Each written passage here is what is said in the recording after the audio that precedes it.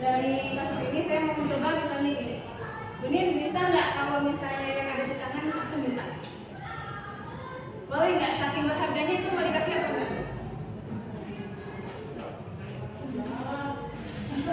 Please lah, aku mau dibayar 100.000 misalnya. Tambah deh 200.000.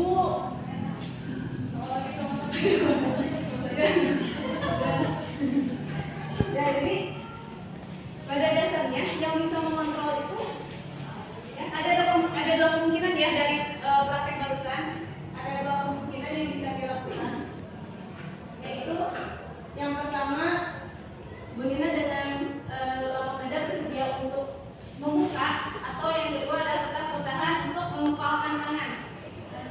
Nah, menurut William Dexter ada choice theory, jadi bahwa setiap orang itu sebenarnya bisa memilih untuk membuka atau tidak. Namun di sini ada miskonsepsi dari paradigma. Yang pertama adalah ilusi guru mengontrol murid. Kita sebagai guru merasa kalau kita bisa mengontrol murid, gitu. Pada kenyataannya murid itu mempunyai hak untuk memilih. Pada kenyataan bahwa murid itu bisa memilih. Adapun misalnya murid mengikuti apa yang kita mau itu karena murid memberikan dirinya untuk bisa dikontrol. Guru tidak memaksakan kehendak kepada murid, dan guru tidak punya kontrol penuh terhadap murid. Yang kedua ada ilusi bahwa semua kekuatan positif, efektif, dan bermanfaat. Seperti tadi ada rujukan, dengan rujukan itu sebenarnya memujuk juga sudah sebuah kontrol, gitu. Jadi rujukan itu adalah sebuah kontrol di mana murid tetap walaupun mendapat rujukan, beliau punya pilihan untuk membuka kepala tadi atau tidak, karena pada dasarnya manusia itu mempunyai kontrolnya sendiri. Lalu ada ilusi kritik dan membuat orang merasa bersalah, dapat mengeluarkan karakter. Ini yang menjadi permasalahan, bahwa membuat orang merasa bersalah itu bukan menguatkan karakter, tapi malah melemahkan. Karena di saat membuat orang merasa bersalah, yang ada adalah adanya identitas negatif, di mana saat kita membuat orang bersalah, orang tersebut akan merasa rendah diri dan hilangnya kepercayaan diri. Lalu berikutnya ilusi bahwa dewasa memiliki hak untuk memaksakan, dan kita tidak sadar ketika kita sebagai guru yang lebih dewasa dari murid, kalau kita tuh bisa memaksakan kehendak kita pada murid, padahal orang dewasa tidak bisa mengontrol murid, kan? Lalu perilaku memaksa juga tidak akan efektif pada jangka panjang, dan memaksakan kehendak hanya akan membolehkan, hanya akan menimbulkan permusuhan. Kalau misalnya kita terus memaksakan kehendak kita pada murid. Lalu siapakah pemegang kontrol sesungguhnya? Yang memegang kontrol sesungguhnya tentu saja kita sendiri, yang bisa tadi ya, seperti yang Bunina. Sebenarnya kalau misalnya Bunina mau mengontrol dia, oh yaudah 100.000 juga nggak apa-apa, beliau bisa membuka. Tapi karena beliau sendiri punya kontrol, nggak, karena ini terlalu berharga, beliau tetap menggunakan kepala tangan. Jadi yang bisa mengontrol diri, yang mengontrol itu adalah diri sendiri. Penerapan teori kontrol di sekolah. Murid adalah manusia yang memiliki kehendak. Guru itu hanya bisa menuntun, bukan memaksakan kehendak. Jadi guru itu sebagai pengarah. Lalu jika murid menentukan beberapa pilihan, jadi kita membersamai murid dalam membuat pilihannya sendiri. Dan murid itu bisa memilih sesuai dengan tujuan yang dia punya, dengan arahan dari kita, tanpa memaksa. Lalu guru bisa membantu murid dengan mengajak yang menentukan tujuan. Terus guru juga harus paham betul bahwa murid harus dididik untuk bisa memenuhi kebutuhan dasar dirinya. Nanti di slide berikutnya ada mengenai 5 kebutuhan dasar yang memang harus terpenuhi pada murid. Lalu ada hindari membujuk murid untuk melakukan sesuatu hal yang terbaik. Jadi kita boleh untuk memberikan pilihan, tapi bukan kalau misalnya kontrol itu kita sendiri yang punya.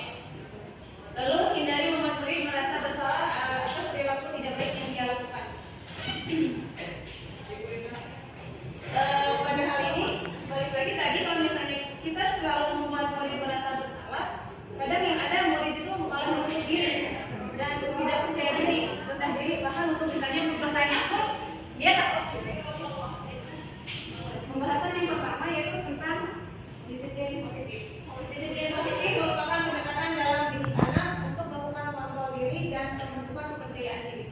Terus disiplin positif juga bertujuan untuk mengajarkan orang dewasa untuk bersikap ramah dan tegas, bukan kasar dan permisif. Disiplin positif dapat diterapkan di rumah, di sekolah, dan dalam kehidupan sehari-hari. Tentu saja untuk disiplin positif ini kita butuh kolaborasi bukan hanya dengan warga sekolah, tapi juga dengan orang tua, siswa di rumah. Terus penerapan dalam disiplin positif ini ada beberapa prinsip yang bisa dilakukan. Yang pertama, kita saling hormati, tidak hanya antar guru tapi juga dengan murid. Yang kedua, mengidentifikasi motif di balik perilaku atau tindakan anak. Jadi setiap tindakan anak itu pasti ada alasannya, entah itu alasannya di sekolah atau alasannya yang ada di rumah yang akhirnya dibawa ke sekolah. Lalu komunikasi yang efektif dan keterampilan memecahkan masalah. Pada disiplin positif ini kita bukan fokus pada masalah siswa, tapi fokus pada pemecahan masalah tersebut. Lalu disiplin yang mengajarkan dan bukan bersikap permisif atau menghukum. Lalu fokus pada solusi bukan hukuman dan memberikan dorongan atau bukan pilihan. Sebagai pendidik, kita harus menciptakan anak-anak yang memiliki disiplin positif sehingga mereka bisa berperilaku dengan mengacu pada nilai-nilai kebajikan. Di kelas kan suka ada membuat keyakinan kelas, suka ada membuat kesepakatan kelas, dan tentu kita juga bisa mengeluarkan kebajikan-kebajikan apa yang bisa dilakukan. Disiplin positif itu untuk mengeluarkan motivasi intrinsik, karena pada dasarnya motivasi yang lebih bagus itu motivasi dari diri, bukan motivasi dari luar. Berikutnya tentang motivasi, hukuman, dan penghargaan. Menurut Gianni dosen dalam bukunya Restructuring School Discipline menyatakan ada 3 motivasi perilaku manusia. Untuk yang pertama yaitu untuk menghindari ketidaknyamanan atau hukuman. Ini adalah motivasi paling rendah yang ada pada murid ketika dia melakukan sesuatu yang baik itu karena dia takut untuk dihukum. Dan ini tidak akan berlangsung lama karena merupakan motivasi eksternal. Yang kedua, ada motivasi mendapatkan imbalan dan penghargaan. Jadi ada anak yang memang dia melakukan sesuatu yang baik karena gurunya selalu mengiming-imingi hadiah. Misalnya, kamu kalau misalnya melakukan A nanti dapat ini atau dapat B misalnya. Dan itu pun sama, karena ini adalah motivasi eksternal, maka dia juga tidak akan bertahan lama.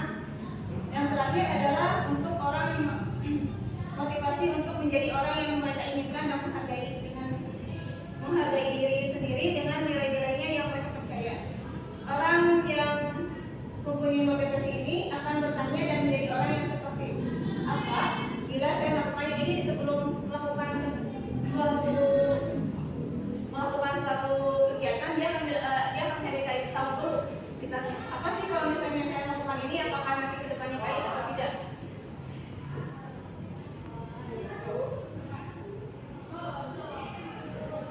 Tiga dari motivasi yang tadi itu merupakan motivasi eksternal yang pada akhirnya tidak akan bertahan lama. Justru yang akan bertahan lama adalah motivasi intrinsik, yaitu timbul dari dirinya sendiri. Motivasi dia belajar untuk apa sih? Motivasi dia ke sekolah untuk apa sih? Jadi kalau misalnya timbul dari diri sendiri, itu akan bertahan lebih lama dan akan lebih baik gitu, dibanding dengan misalnya motivasi dari luar. Itu misalnya saya ke sekolah dia sudah dimarahi orang tua. Ketika orang tuanya misalnya sedang bekerja dua-duanya dan tidak melihat beliau tidak sekolah, dia bisa saja bolos. Orang tua saya juga nggak tahu gitu kan, akhirnya dia bolos. Jadi yang lebih baik adalah motivasi intrinsik yang timbul dari dirinya. Kalau dia datang ke sekolah, jadi dia belajar. Lalu sebelum hukuman, kita ke penghargaan dulu. Penghargaan adalah bentuk pengakuan atas pencapaian siswa dalam belajar. Penghargaan ini membawa ada pengaruh jangka panjang dan jangka pendek, di mana kalau misalnya kita selalu melakukan penghargaan lagi dan lagi, akhirnya siswa ke sekolah karena penghargaan, bukan karena ingin belajar gitu. Tapi karena nanti dia di sekolah kalau misalnya dia melakukan sesuatu yang baik, dia akan mendapat hadiah.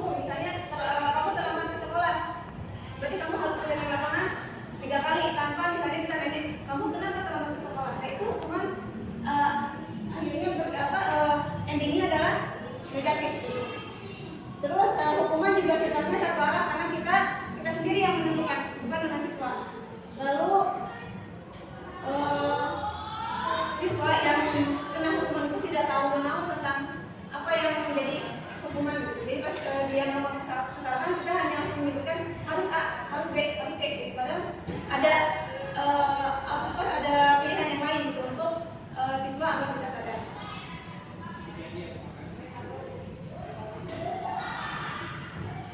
Di sini ada tabel tindakan guru dan hukuman atau konsekuensi. Menurut Bapak Ibu, mana yang termasuk hukuman, mana yang termasuk konsekuensi?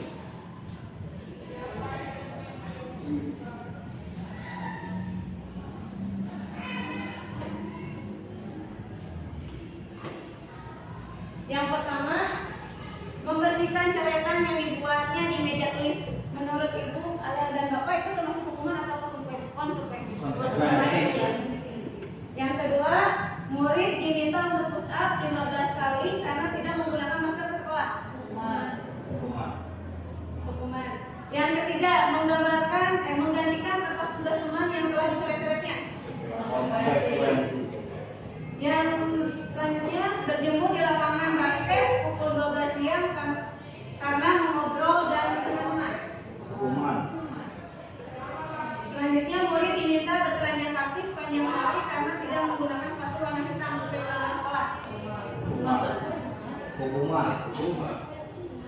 Kemana atau konsekuensi? Kan udah ada peraturan sekolah. Dia udah ada peraturan sekolah, dia udah tahu berarti itu konsekuensi. Hukuman. Soalnya dihukum kan. Kalau dia melanggar peraturan jadi kena hukum gitu. Iya. Oke.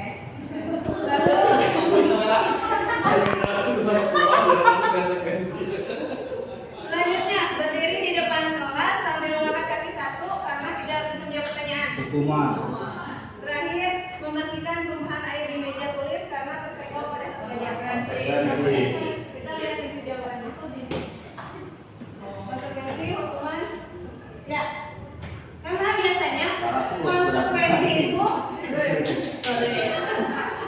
ya, biasanya konsekuensi itu dilakukan berhubungan dengan kesalahan yang dia buat.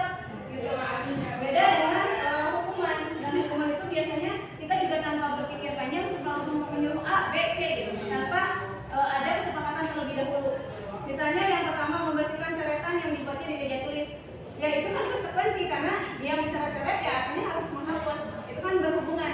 Beda dengan misalnya pada dasarnya kalau misalnya anak berkata kasar tiba-tiba kita menghukum secara fisik itu bertolak belakang karena tidak ada hubungannya antara berkata kasar dengan fisik gitu. Jadi kalau misalnya berkata kasar kita bisa menasehati dan melakukan pembiasaan dengan berkata lebih baik gitu. Kemudian pembahasan selanjutnya adalah keyakinan kelas.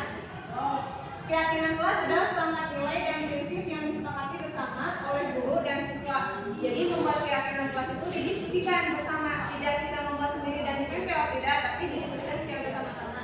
Yang pertama, meminta siswa untuk menulis keyakinannya. Contoh misalnya ada yang siswa menulis jangan membuang sampah sembarangan atau jangan mengotori kelas. Setelah ada hal tersebut, kita membahas bersama-sama mengubahnya menjadi kalimat positif. Misalnya dari jangan membuang sampah sembarangan atau jangan mengotori kelas menjadi jagalah kebersihan di kelas. Atau piket sesuai dengan jadwalnya. Jadi dirubah menjadi kalimat positif. Kemudian memilah keyakinan kelas. Dari keyakinan kelas itu misalnya menjaga kebersihan apa yang nantinya akan dilanggar. Contoh misalnya dari tidak menjaga atau membuang sampah sembarangan adalah keyakinan kebersihan di kelas itu yang dilanggarnya.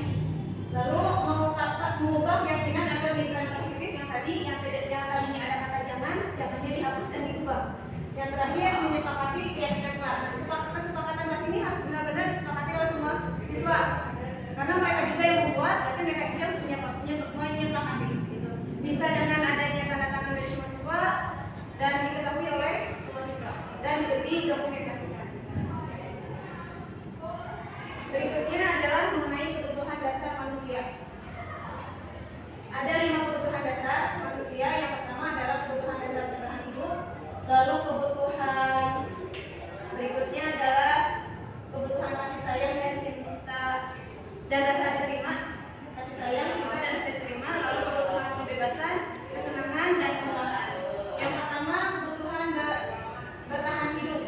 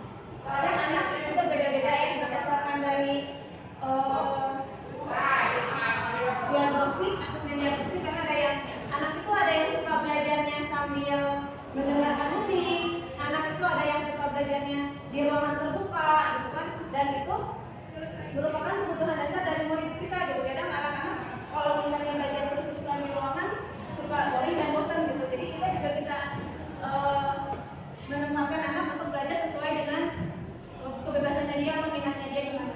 Misalnya yang suka ruangan terbuka silakan bisa di luar kelas. Terus yang terakhir adalah kebutuhan kesenangan, mencari kesenangan, bermain, tertawa.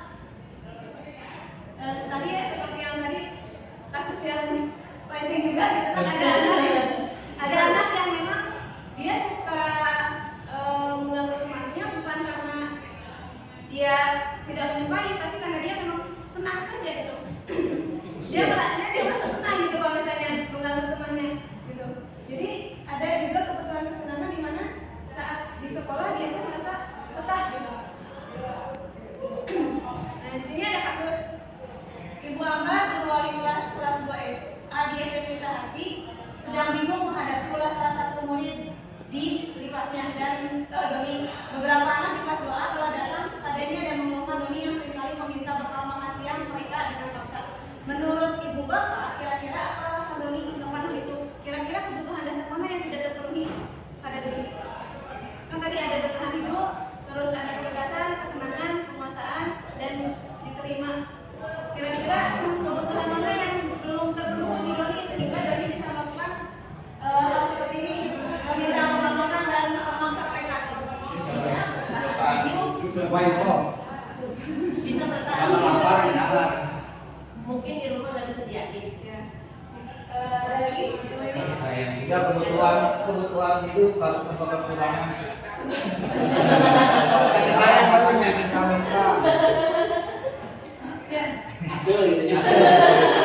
Ada juga kan udah kebiasaan juga gitu, kebiasaan senang juga, iseng Jadi saling berkaitan sih sebenarnya. bisa karena iseng dia gitu. Ya, pada dasarnya lima-limanya memang saling berkaitan ya Bapak Ibu ya. Di mana dikali lihat misalnya kita bisa melihat latar belakang Doni, mungkin memang di rumahnya tidak disediakan sarapan, atau memang orang tuanya kurang perhatian terhadap Doni, pada akhirnya Doni melakukan kenakalan di sekolah gitu. Atau misalnya terus tadi kesenangan kan, misalnya Doni ternyata memang suka gaya, juga suka senang aja gitu kalau misalnya minta makan ke teman-temannya gitu ya. Dan kebebasan juga bisa masuk untuk kebebasan karena Doni merasa bebas kalau tidak ada yang mengatakan seperti itu. Jadi pada dasarnya lima kebutuhan itu saling terkaitan. Dan itu ada di SMP PKH. Pasti bisa. Oh ada ya. Bisa. Selanjutnya adalah posisi kontrol guru. Di sini ada 5 posisi kontrol guru. Yang pertama itu menghukum. Seorang penghukum biasa menggunakan hukuman fisik ataupun verbal, dan orang-orang yang menjalankan proses penghukum senantiasa mengatakan bahwa sekolah melakukan sistem atau alat yang dapat lebih menekan lebih dalam lagi. Jadi biasanya seorang penghukum itu berbuat kepada muridnya, biasanya misalnya menghardik, menunjuk-nunjuk, memarahi, terus membentak. Bisa saja, namun dampak yang terjadi pada anak itu sangat negatif gitu. Jadi anak pada posisi ini bisa menjadi orang yang pendendam karena dia datang ke sekolah tiba-tiba dibentak, tiba-tiba dihukum. Kenapa nggak dibicarakan baik-baik misalnya? Dan dari posisi penghukum ini anak bisa menjadi pendendam dan tidak suka dengan guru dan mata pelajaran yang diampuni. Lalu yang kedua, membuat merasa bersalah. Pada posisi ini biasanya guru akan bersuara lebih lembut. Membuat rasa bersalah juga akan digunakan keinginan yang membuat orang lain merasa tidak nyaman, bersalah atau berhenti. Pada mode kontrol membuat rasa bersalah juga, guru akan mengatakan bahwa kesalahan itu seolah-olah dimurid. Jadi tidak pada guru. Seolah-olah kan sampai kayak gini. Misalnya kalau ada guru tiba-tiba kamu kasihan sama ibu. Nanti kalau misalnya kamu nggak seperti itu, kamu yang dimarahi oleh kepala sekolah. Jadi seakan-akan si dosa apapun itu adanya pada murid gitu. Nah, dampak dari kontrol guru ini yaitu membuat murid identitasnya gagal. Oh iya, aku pasti melakukan A, B, C itu pasti diakui salah. Walaupun misalnya nanti saya melakukan hal yang baik pasti salah. Lalu rendah diri dan menarik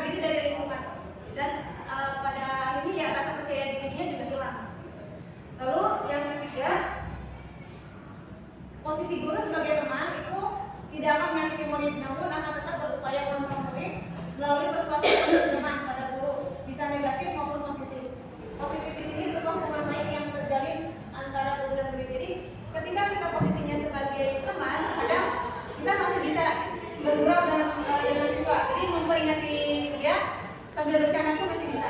Nah, dampak yang ditimbulkan dari posisi sebagai teman adalah muridnya akan bergantung hanya pada guru saja gitu. Pada guru yang lain dia tetap akan mengembangkan, akan mengembangkan dan bisa benar-benar menurut hanya pada guru itu saja yang memang dia sudah dianggap teman gitu.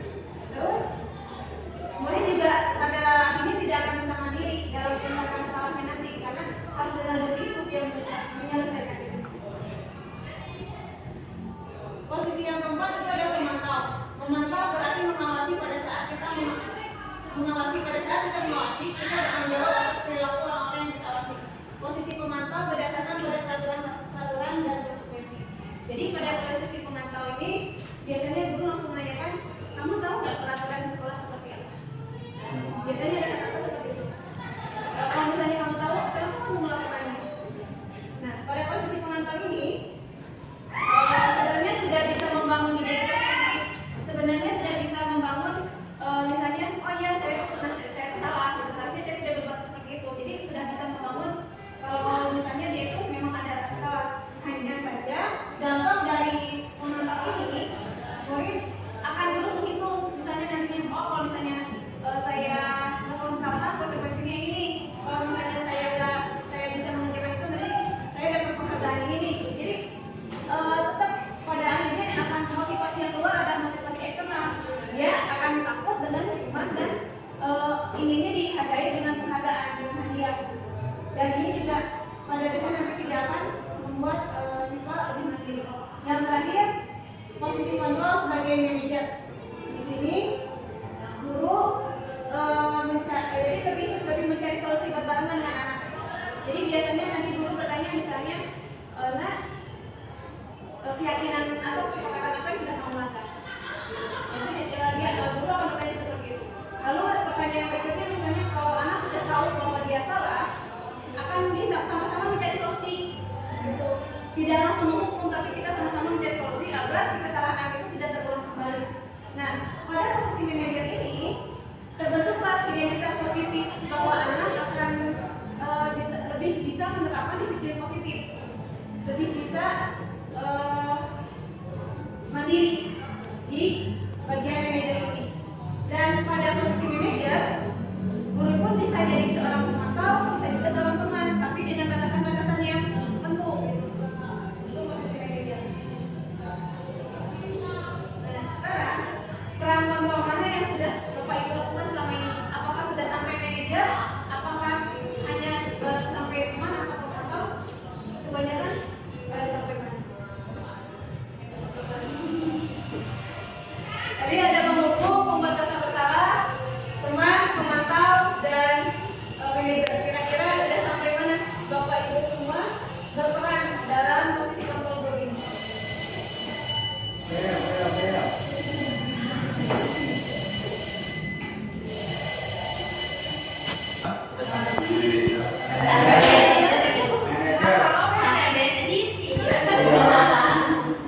Kalau saya lebih ke grand manager. Manager aku. Maaf ya, ini CEO-nya. Karena pada dasarnya kita sudah mengalami hal itu ya semua sebagai penghukum kita kadang secara tidak sadar kita melakukan itu. Lalu juga sebagai apa? Secara refleks juga kadang kita membuat rasa bersalah pada anak. Akhirnya kita memperbaiki dan bagaimana kita bisa menjadi seorang manajer untuk siswa, untuk murid di sekolah. Pembahasan terakhir yaitu tentang segitiga restitusi. Restitusi membantu murid menjadi lebih memiliki tujuan, disiplin positif, dan memulihkan dirinya setelah berbuat salah. Penekanannya bukan pada bagaimana berperilaku untuk menyenangkan orang lain atau menghindari ketidaknyamanan, namun tujuannya adalah menjadi orang yang menghargai nilai-nilai kebajikan yang dimaksudkan. Jadi segitiga restitusi ini bisa dibuat untuk menyelesaikan masalah pada siswa. Yang pertama dalam segitiga restitusi adalah menstabilkan identitas. Ketika anak berbuat salah, kita stabilkan dulu identitasnya bahwa anak itu salah.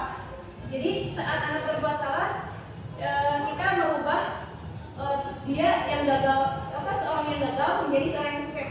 Contohnya misalnya seperti ini. Kita tahu semua orang bisa berbuat salah dan mungkin saat ini kamu yang Jadi kita membenarkan kalau dia itu memang salah, tidak langsung menghakimi. Kita menstabilkan dulu kalau memang dia itu salah. Lalu yang kedua adalah memvalidasi tindakan yang salah. Nah, setiap tindakan itu pasti mempunyai alasan. Di validasi tindakan salah ini kita bisa bertanya pada siswa, kenapa? Alasannya apa? Kalau dia itu berbuat seperti itu.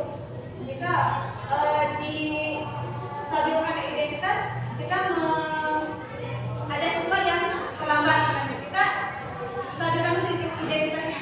Ya, bahwa kamu adalah terlambat, harusnya masuk jam 7, tapi kamu jam 7.20 baru masuk. Dan itu adalah perbuatan yang tidak baik, dan itu adalah hal yang salah. Di validasi tindakan yang salah, kita bisa tanya alasan kamu terlambat kenapa. Jadi tidak langsung bertanya dulu, misalnya tidak ada yang membangunkan, atau alarmnya tidak menyala, atau memang karena tidurnya kemalaman.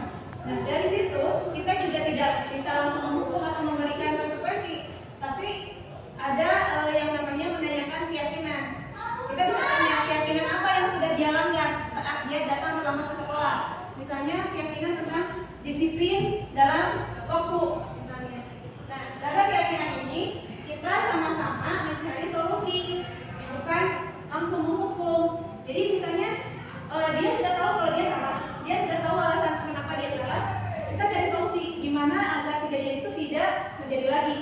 Anak bisa saja misalnya, nanti alarmnya akan untuk jamnya diperbaiki. Yang tadinya misalnya jam 5 jadi lebih awal, atau misalnya meminta orang lain untuk membangunkan. Misalnya di rumah itu ada siapa, hanya ada bapaknya, meminta untuk dibangunkan. Terus kalau misalnya dia kesiangan karena bangunnya kemalaman, misalnya dia menjawab untuk tidur lebih awal. Dari situ sudah akan terbentuk disiplin positifnya, gitu. Jadi kita tanpa langsung menghukum pun anak akan sadar dengan sendirinya bahwa dia itu sudah bersalah dan akan memperbaiki diri. Jadi segitiga restitusi ini adalah rangkaian di mana kita bisa menyelesaikan, mencari sama-sama solusi untuk menyelesaikan masalah dari si anak. Kesimpulannya dari budaya positif ini adalah akan menimbulkan rasa aman dan nyaman pada murid dalam proses pembelajaran dan mendorong murid untuk berpikir, bertindak dan mencipta sebagai proses memerdekakan dirinya sehingga murid menjadi lebih mandiri serta bertanggung jawab. Karena berdasarkan dengan kurikulum MTK sekarang, kita itu harus melakukan pembelajaran yang berpihak pada murid, di mana kita juga harus bisa membuat lingkungan sekolah lebih nyaman untuk mereka belajar. Jadi bukan berarti setiap dia ke sekolah, setiap dia melakukan kesalahan